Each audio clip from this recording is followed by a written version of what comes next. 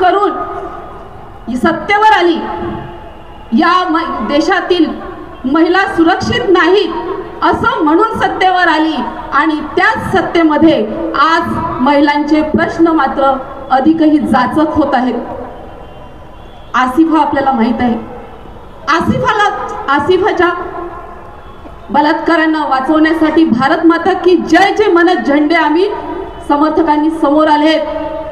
अरे नका म्हणू आम्हाला माता, भारत माता की जय म्हटलं नाही तरी चालेल, पण या देशातील स्त्रिया एक व्यक्ती आहेत, एक माणूस आहेत, हे समजू द्या.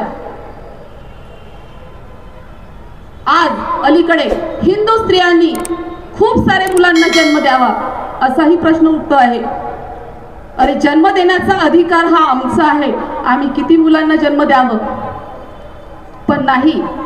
मनुस्मृती अशा अनेक रूपांमध्ये आमच्या समोर येते आहे. हे मनुस्मृतीचं नवीन वर्जन आहे, हे आम्हा स्त्रियांना ओळखता आलं पाहिजे.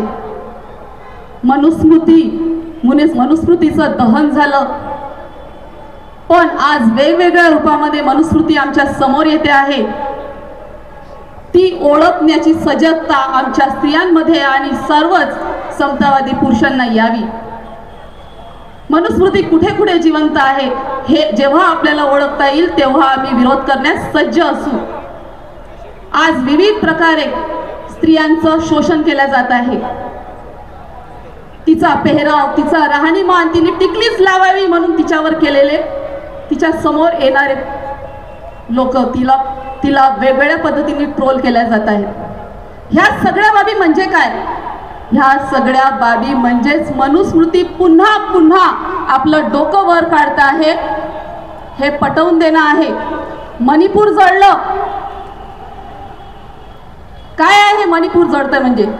तिथे नग्न स्त्रियांचे व्हिडिओ काढतात आणि ते नंतर 2 महिन्यांनी आपल्यापर्यंत येत आहेत. काय सांगता आहे की इथली महिला सुरक्षित आहे? अरे जी सत्ता महिला सुरक्षित नाही म्हणून या बळावरती आमच्या महिलांवरती गारुड झाली आणि सत्तेत आली, त्या तिथे मात्र आजही महिला अधिकाधिक असुरक्षित होत आहेत. आणि म्हणून मला या निमित्ताने असं म्हणावंसं वाटतं की मनुस्मृती दहन दिनाच्या निमित्ताने, स्त्री मुक्ती दहन दिनानिमित्ताने ही मनुस्मृती कुठे कुठे आपलं डोकं वर काढते आहे, कुठे कुठे ती जिवंत होऊ पाहत आहेत, याविषयी आपण सजग राहिलं पाहिजे. आणि स्त्री मुक्तीचा हा अवकाश आम्ही किती व्यापू शकलो हे आम्हाला पडताळता आलं पाहिजे आणि कायम बाबासाहेबांना ऋणी राहू. कारण त्यांनी मनुस्मृती जाळली नसती तर आम्ही इथपर्यंत बोलण्या इतपत किंवा सजग होण्या इथपर्यंत आमची बौद्धिकता आली नसती. आणि म्हणून मी इथे सर्वांना अशी विनंती करते की त्यांनी मनुस्मृती कुठे कुठे जिवंत आहे आणि कुठे कुठे ती डोकं वर काढते याविषयी सजग असायला पाहिजे.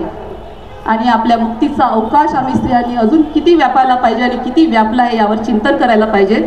एवढं बोलून मी थांबते. स्त्री मुक्ती दिनाच्या आपणा सर्वांना शुभेच्छा देते. जय भीम.